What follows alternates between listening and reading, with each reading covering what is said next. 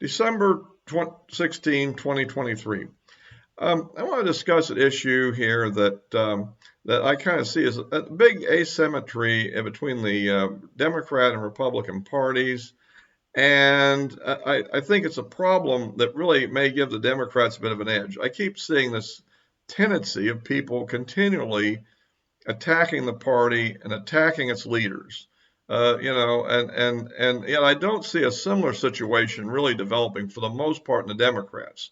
Now there are some. Well, there's a very recent exception, and that is this group of pro-Hamas people, attacking Biden. But let's leave that in abeyance a little bit because it's kind of a special case, and it isn't endemic to typical Democrat behavior, and these people probably doing this are not typical Democrats, really.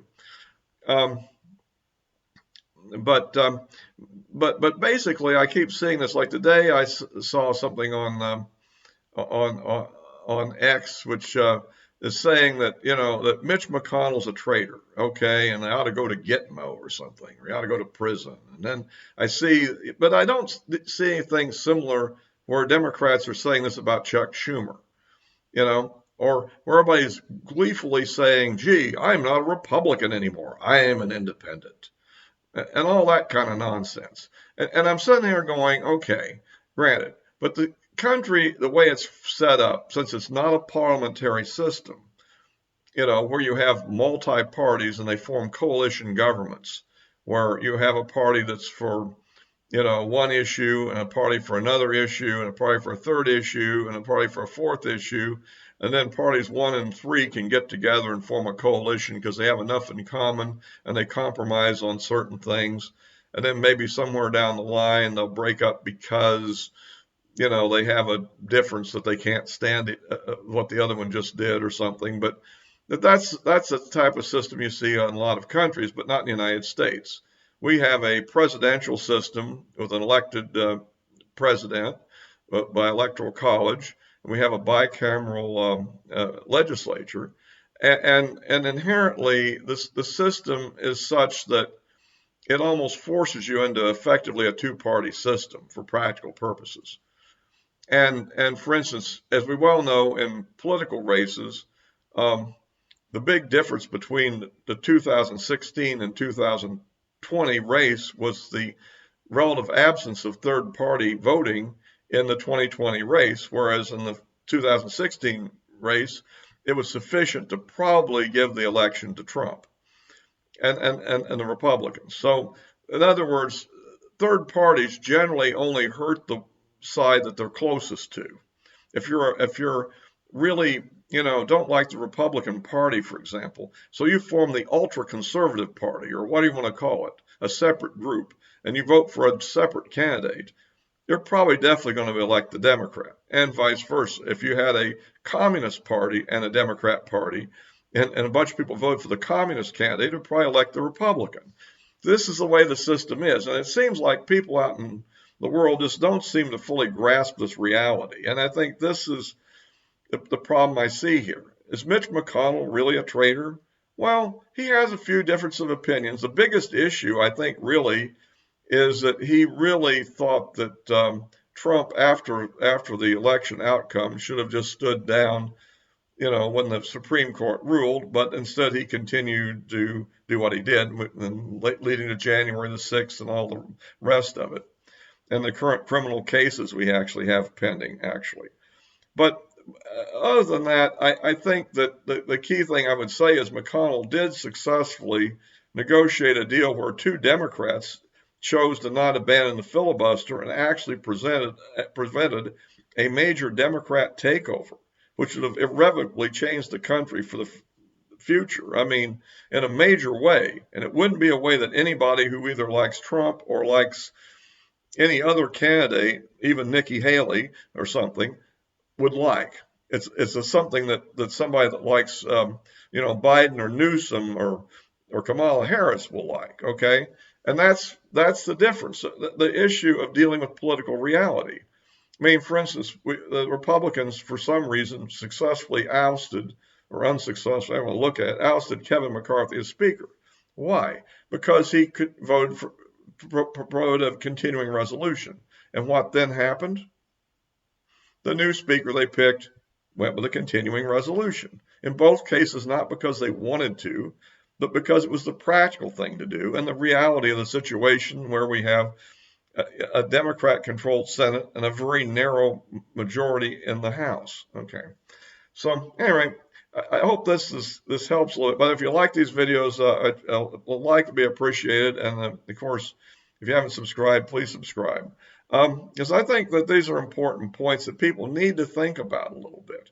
I mean, I voted for Trump in 16 and 20 and contributed to his campaign monetarily, with my modest means, of course, in those two campaigns. So, nothing exorbitant, but, I think contributing a little bit is a good idea. But I would say this, if you contribute something, you might as well, you will get barraged with letters from everybody. I wish they wouldn't do that, but they do. But nonetheless, because they waste a lot of money you give them now.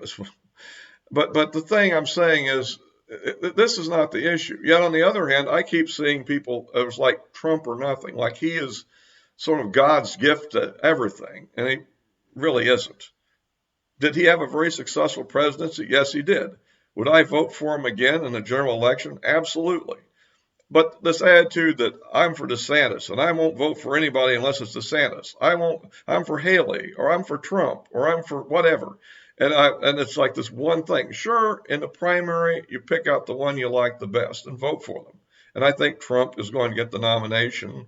At least he's going to get the delegates. What happens after the convictions, which I think are coming in our two-tiered justice system, we'll have to see how that settles out at the convention, I guess. But that's another issue. The point is that any of these people are distinctly different than what a Democrat under Biden or any of his replacements would be.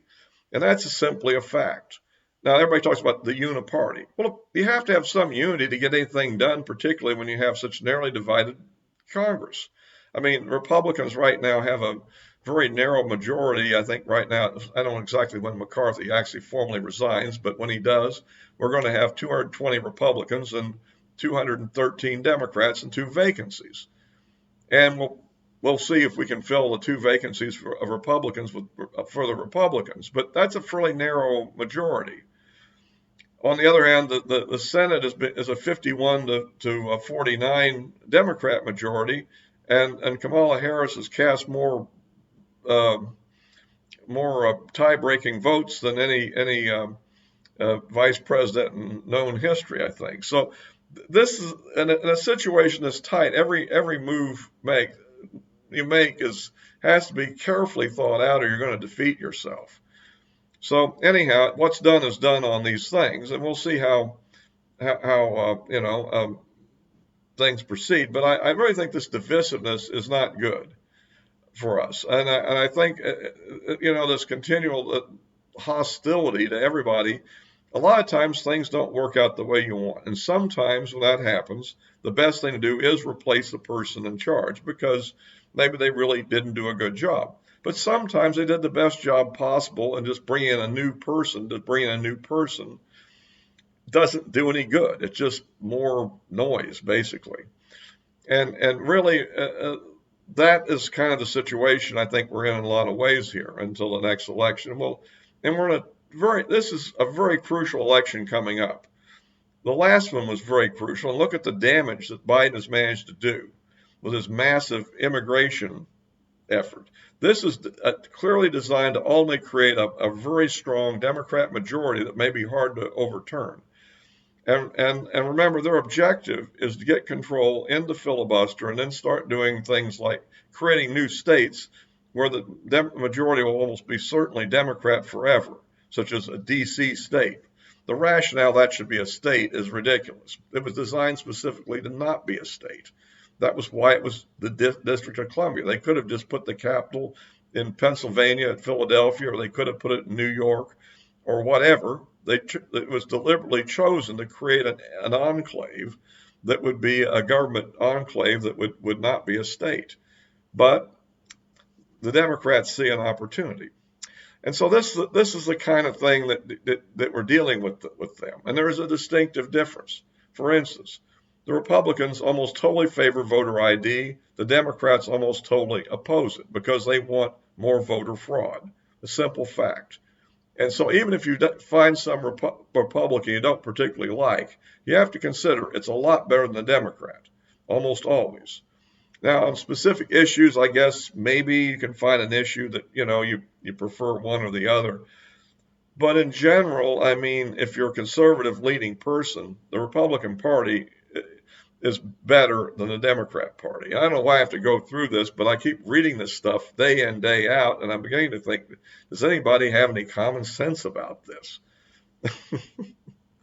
And anyhow, at least that's just kind of my viewpoint on it. I think it's worth stating to understand the type of system we have almost inherently generates a two-party system. If we had a parliamentary system, it would be different. We would have a multi-party system. But these fringe parties really only hurt the parties they're closest to. Just like the Green Party defeated Al Gore in 2000.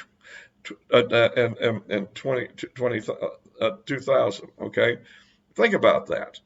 And Al Gore, Mr. Environmentalist, Mr. Green New Deal. I mean, Mr. Environmental, right? The guy that fights climate change was defeated by a Green Party, fundamentally.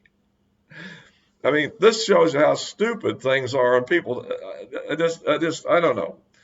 I just think that some people ought to learn how to think about practical politics and achieve their political aim, or at least get closer to it than otherwise. Anyway, that's kind of my pitch here. I guess I've been ranting on, and maybe nobody wants to hear this, but I think it's worth saying once in a while. And meanwhile, I guess the Republicans, as of this recording, are still holding fairly firm on the border security issue in return for that big spending package for Ukraine, Israel, Taiwan, and whatever that they got before the Congress.